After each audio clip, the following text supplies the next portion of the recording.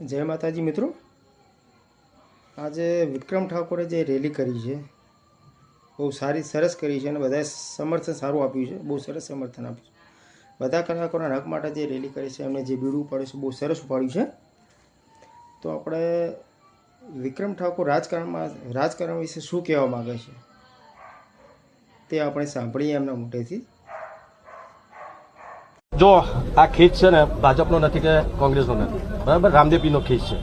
ને બીજી એક વસ્તુ, મારે પોલિટિક્સ કરવું હોય તો 2007માં મોદી સાહેબે મને સ્પેશિયલ એમને હું મળ્યો હતો, એમના આશીર્વાદ લીધા હતા. અને એ વખતે પણ સાહેબે મને કીધું કે દીકરા તારે શું છે, તારે જોડાવું છે. એ વખતે મેં કીધું તો સાહેબ હું અત્યારે ફિલ્મ લાઇનમાં મારું કામ સારું ચાલુ રહ્યું છે, જ્યારે પણ મને લાગશે કે હું રાજકારણમાં જોડાઈશ ત્યારે જોડાઈશ.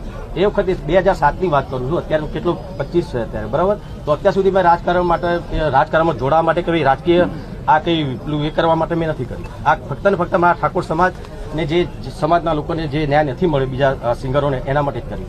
રાજકારણમાં હમણાં તો નથી જોડાવાનું, એટલે એવું ના વિચારતા કે ભાઈ રાજકારણમાં જોડાવાનું છે એટલે આ બધું થાય છે.